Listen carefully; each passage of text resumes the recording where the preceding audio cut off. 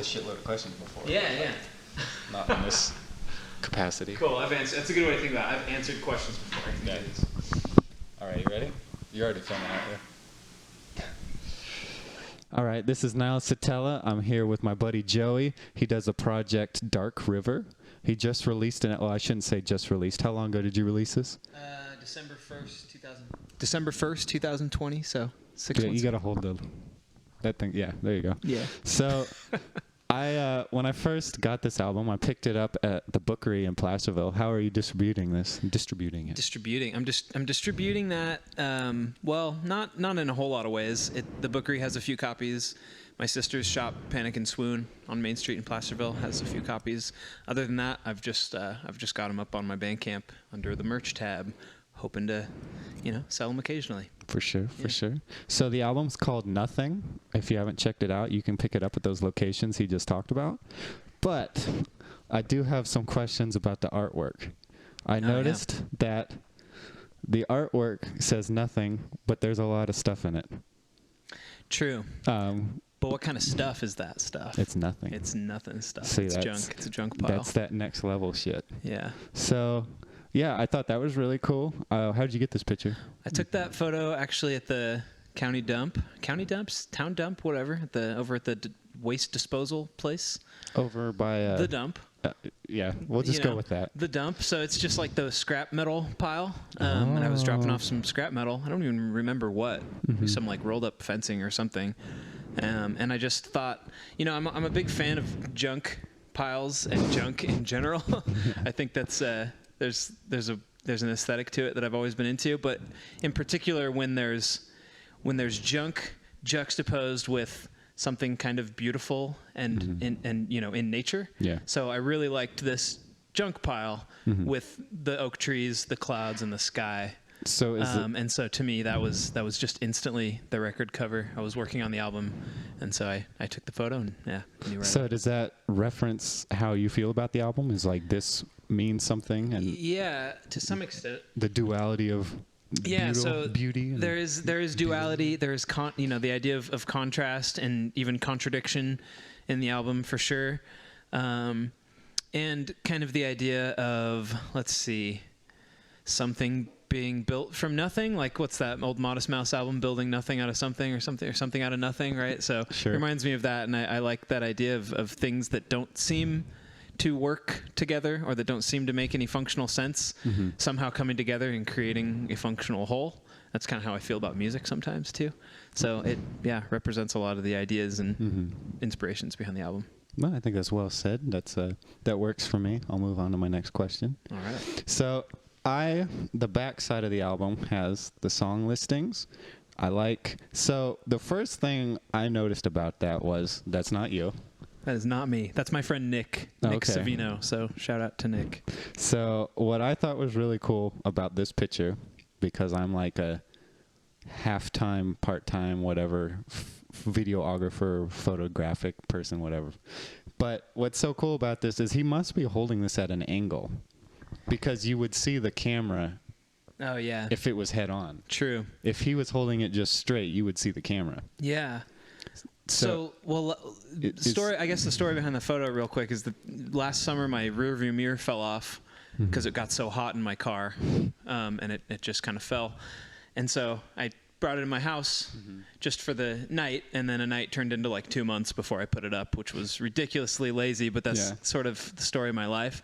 Anyways, so Nick came over one night, we were hanging out, and I thought it would be cool to have him hold that up in front of his eyes and reflect something. So originally, it's a Polaroid. So originally I took a photo of him just holding it, and the angle was angled up, and it was dark, and so the photo did not come out well at all. It's just basically just like a black mirror. Yeah. And so I was like, it'd be cool. Actually, I have this this is just a black light in my porch light that makes it look orange because of the color of the glass. So I was like, maybe we can try to reflect that light, and I'll do my best. So this is just my front porch right outside my front door. And so, he angled it up at the light, and I took the photo at a straight on angle. And it worked out, and I loved the photo right away. And I knew, and right away I was like, okay, that one's going somewhere. Okay, yeah, because like I said, when I first saw it, I thought it was really cool, but I knew it wasn't you. And that I kind of had to like think about like how you took that picture, because like I said, if you had it straight on, you would have seen the camera. Right. So that's a cleverly composed photo. Thank you. I like it. Yes. So that's the visual stimulant of the album. So we're going to move on to the audio stimulant. Ooh. Oh. My favorite part. All right. So I'll get started with, I'm not going to go through every song, but I'm going to just kind of go through things that stood out to me as I enjoyed this. On the whole album, you do a lot of melody matching your vocals to the guitar. Is that like a decision you like made where you're like, oh, vocally okay, like to continue that question, I noticed in certain songs, I can't remember exactly what song it is, it's later on the album, but I noticed that you almost totally mimic the guitar melody with the vocals. And I was thinking, was that because you, in the song I'm thinking of, it's bothering me, I can't remember which one it was. It's like, I felt like if you would have had one more melody, that would have been too much. So did you use a vocal melody to keep it melodically, easier? Does that make sense? Yeah. So I've always liked doing that, not just doing it, but I've always liked music that does that too, that where the vocals kind of reflect a melody, whether it's on piano, guitar, or even bass occasionally. I've always liked that. So, for example, Pinback is one of my favorite bands, and they do quite a bit of that. And so that's been an influence on me for a long time. So to some extent, that's intentional. To some extent, that's also just kind of how my mind works when I'm writing songs. I think of that as the dominant melody, but I also like to, so you're talking about potentially other melodies that could kind of muddy up the song. Well, there was the one song I'm thinking of. I know it's on the second side of the album. I can't I think it's in the middle. I can't remember, but there is Going Gone, maybe? I think that might be it. But there is a point where you have like, I say like a lot. It's all right. Me too.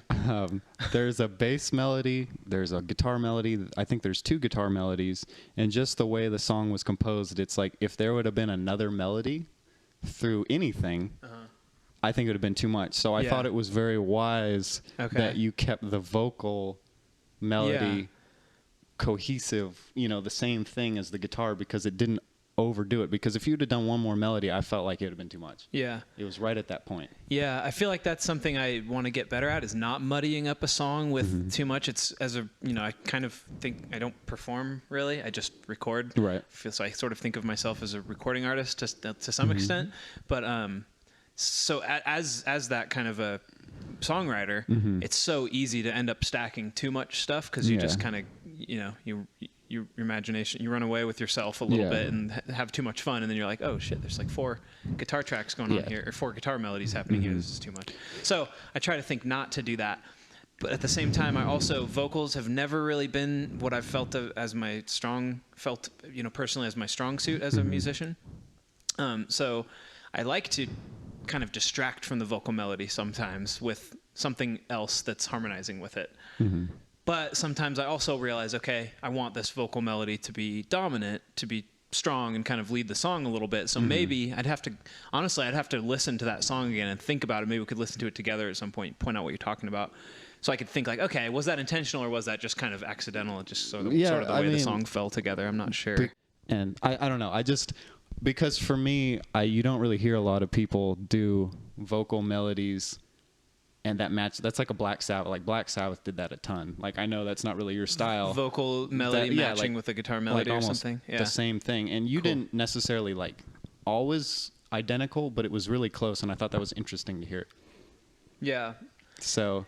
Yeah, I think maybe that comes down to just the way I start writing a song in the first place too. Because I typically start with something on guitar. Okay. And then I'll try to come up with some kind of melody over that, and usually that's, I'll play with a loop pedal or something, and I'm so much better with an instrument than I am with vocals, that I like to write a melody, like a lead part on guitar or whatever that I've looped, that I think like, okay, that's cool, that's a strong melody, and then I'll try to write vocals to that melody. So I think that's probably where it actually all comes from.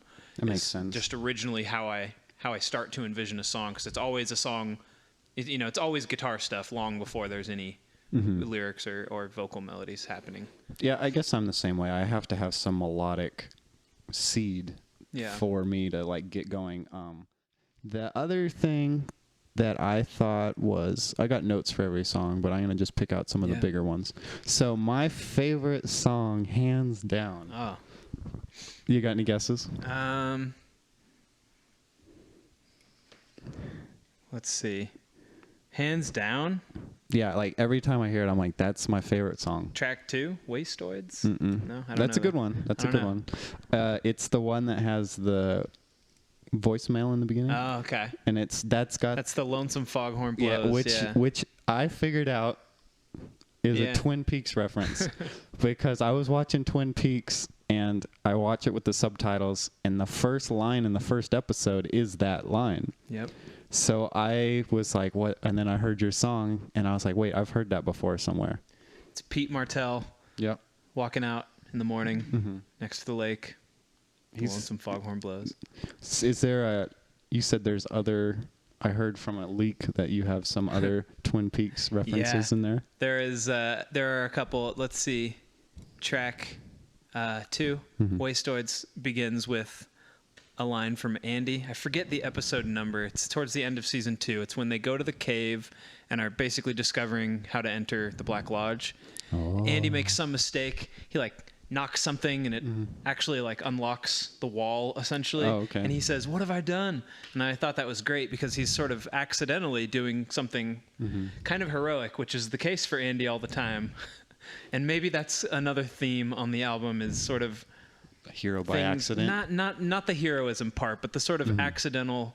I guess it's kind of, I was talking about it at the beginning too, right? The accidental creation of something, or maybe spontaneity. That can be the most beautiful thing sometimes. It can be, absolutely. And Andy is a beautiful character. Yes.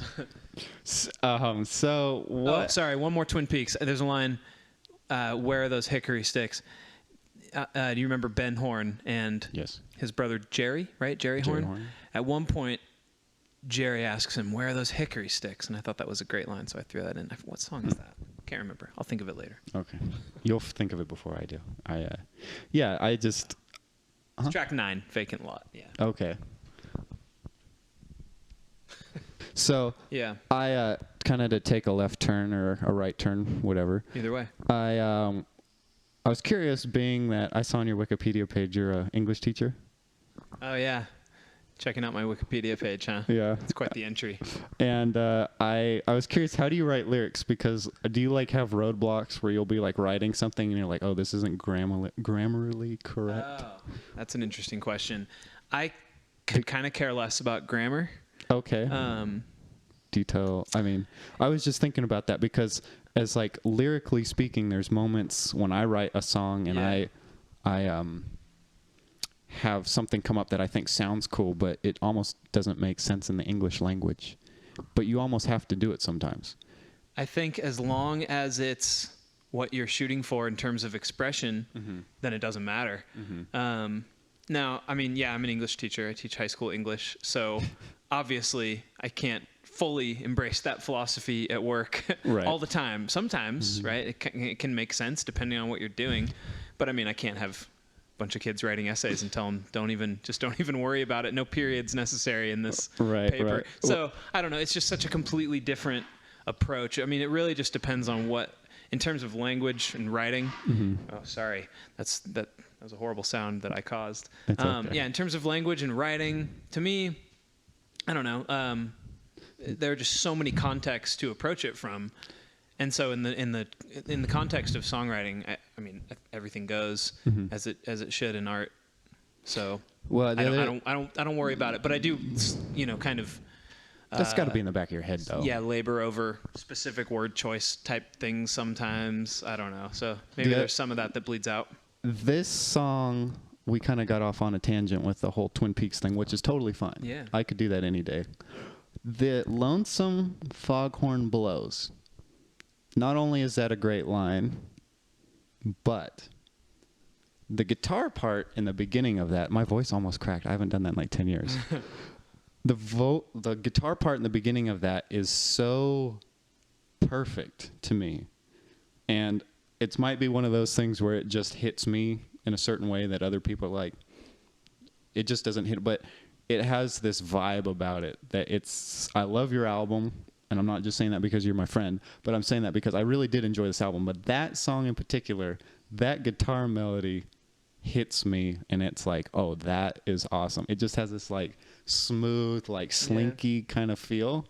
And then the song just kind of, it's almost more of a progressive song, isn't it? Yeah, it's kind of divided into, it's 3 fairly distinct parts. Right. But I really do like the first part. Yeah. Because of that. It's basically, I mean, G and A. Those are like the chords of the guitar part. So it's really simple, but yeah, I've always liked that part a lot too, actually. I was excited to record the song before I recorded it. But I had that guitar part written for a long time. Sort of one of those things that you always pick up a guitar and you play it, but never did anything with it for a few years, and then finally was able to find its lyrical companion and whatnot on this album. That's cool. Yeah, I guess I haven't played the part behind that song in a while, but you're making me want to. One thing I like about it too is that I like to finger pick. I sort of played acoustic guitars exclusively for a number of years because I was financially strapped, didn't have an electric guitar, just played acoustic guitars. That's all I had was one. So anyways, during that time I got really into finger picking, and so I like to write parts on guitar that are fun to play either with a pick or finger picked, and I would say that part is really fun to play either way, and you kind of get a different vibe out of it. I'm pretty sure it's finger picked when I recorded it. Okay.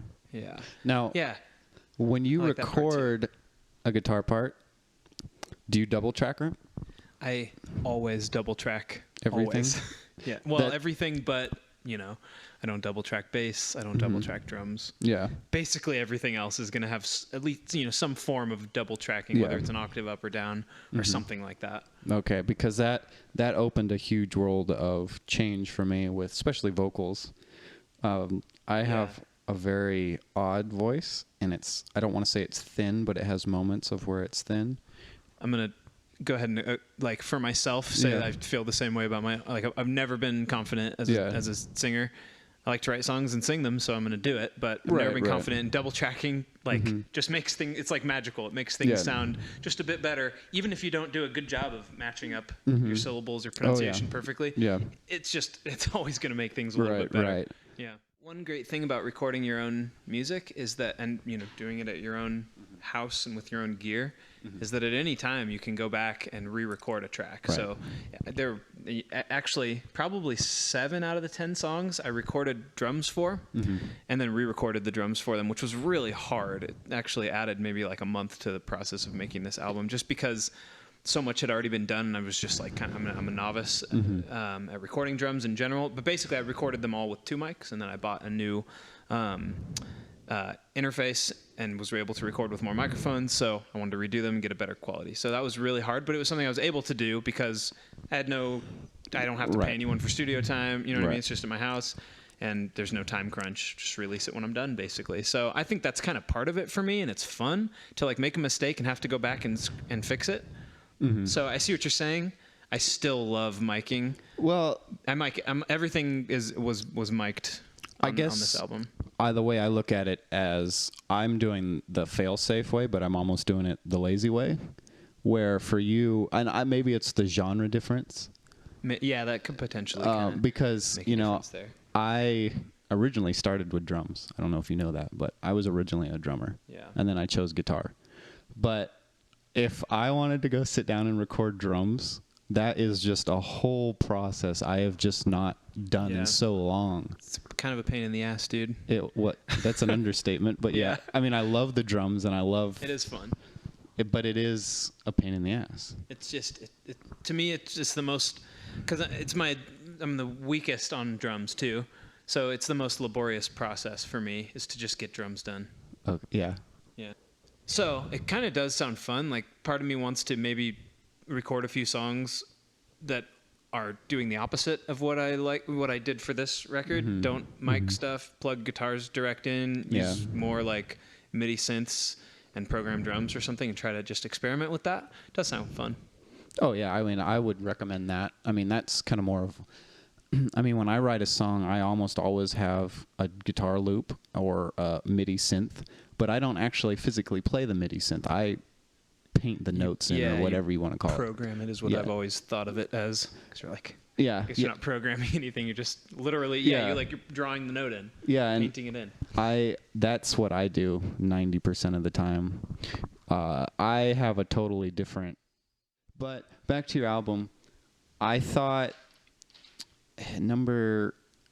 was it Memory Hole? Oh yeah. That has a pretty interesting, like almost 80s feel to it. Oh, interesting. I think of that as the sort of, I don't know, pop punk song, emo song on the album. It's kind of got like a maybe that's what I'm thinking of. There's this band called what are they? Oh, Oso, which I guess means bear? Is that bear in Spanish? Yeah, Oso. Maybe it's more of just a guy's project, but anyways, it's cool. He released an album. I can't remember what it's called. 2 years ago, a year and a half ago or so. So I was inspired by that album to write. Okay. Not lyrically, but just like in terms of the vibe of the song. Okay. Kind of inspired by his stuff. Yeah, because it reminded me of kind of an 80s. I don't know why I want to say 80s. It just kind of had which I love. Yeah, that's cool. Yeah. I'm glad to hear that. Yeah, it's cool that shit song, going on. and then the last song, Storm Cellar, which is like that's a long sort of a fast. Yeah, that one kind of distortion or fuzz driven. That kind of like threw me off, not in a bad way, but faster. It threw me off because listening to the album, last songs it's a weird way to end it. Yeah, not in a bad way. Like I didn't dislike I like doing it. Those sorts of things. Yeah, throwing a curveball. Yeah. It was like okay, the second part. I think overall I like the second side more. I'm a much bigger fan of the first. Okay. Tracks. Yeah. So that's interesting. Except obviously my favorite is right. So other than that, I liked the second part of the album more. And cool. Yeah, it's I really enjoyed this album. I think you did a good job. So I kind of want to take a different route now. Sure. So if you get a chance, check out Dark River's new album, Nothing. It's in stores. It's on Bandcamp. darkriver.bandcamp.com. Throw a link into the video. Yeah. Oh, I will. Yeah, link will be in description. This will be on YouTube. It's a video this big is not going to be able to go on Instagram, especially not at a good quality. So I probably am going to put this all on YouTube. So departing from that. Sorry. Departuring is cool. Departuring. I like that. See? That's a new name. That's a new word. That's a new, Right. Yeah. I'm going to be living in big shit now. You gotta create, okay, cut this out. Cut out what I just said. Please. So. Thank you. It's really cool to see a finished product. Yeah. Like, I can't emphasize that enough. Like, as a musician, as a human being, to see a finalized product done. It is cool. It's and it's a physical, it's a tangible product. It's a record. I don't want to say product that makes it cheapens it, but like this is like a tangible object. It's an artifact. Yes, there you go. Artifact. Yeah, and in fact, I have to shout out. I mean, making records. If you know anything about getting vinyl pressed, it's expensive, and it's like only it's a process. Isn't it like only in the Czech Republic or something? Well, I don't really know those ins and outs of it right now, like the current market, but I know these were pressed in the Czech Republic. Yeah. Through the distributor that I went through. But anyway, I got to give a shout out to those who made this happen for me. This was a Christmas gift basically to get this album pressed. Oh, okay. I was going to make CDs or cassettes.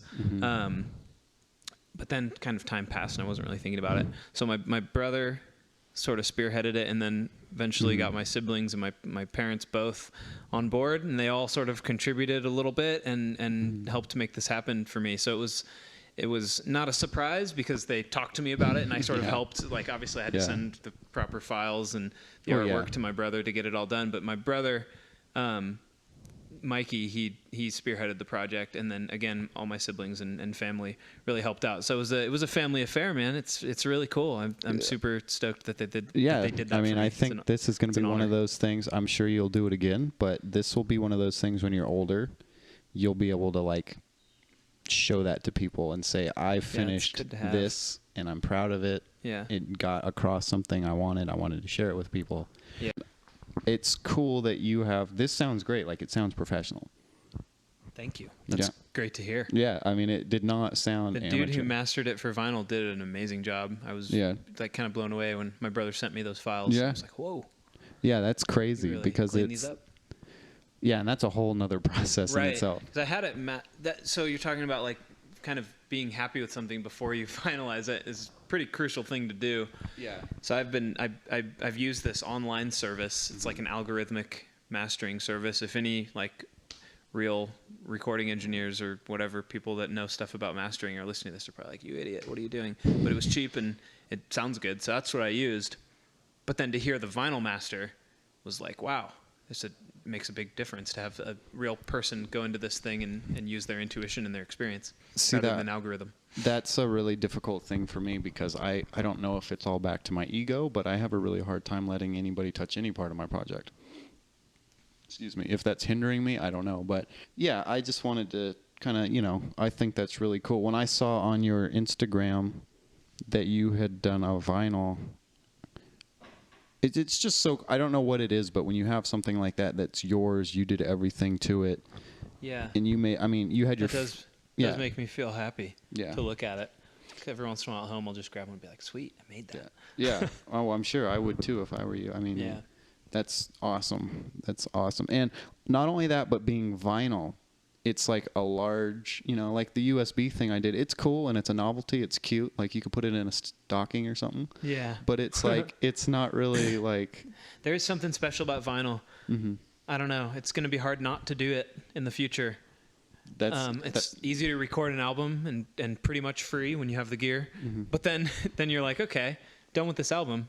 Time to spend $1,500 on it every time. So I don't know. I'm a little nervous that I'm going to be hooked now and spend a lot of money on getting vinyl pressed every time I record some songs. Yeah, exactly. Yeah. So that's awesome.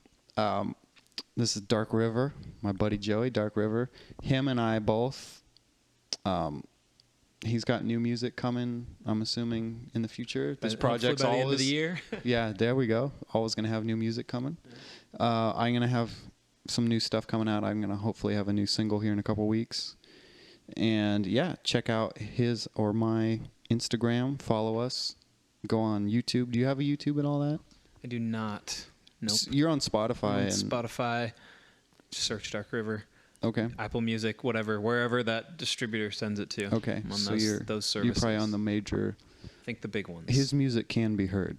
I think you can find the tracks on YouTube, actually. I don't know. I don't know anything about YouTube music. Yeah, it's kind of an odd... It's different. It's for sure. So yeah, this has been fun. If this gets any sort of response and people enjoy it, I might do it again with Joey at another point. I might get another artist on here and talk about some stuff. It's really been cool to talk about music in like more of a technical sense. Yeah. And hear your process through it all. For sure. It was a blast. I hope you had fun. I did. Thanks for having me. No, this was cool. Thank you. I learned a lot. Right on. So, yeah, I'm Niall Satella. Thanks for watching this. That was Dark River, and have a good night.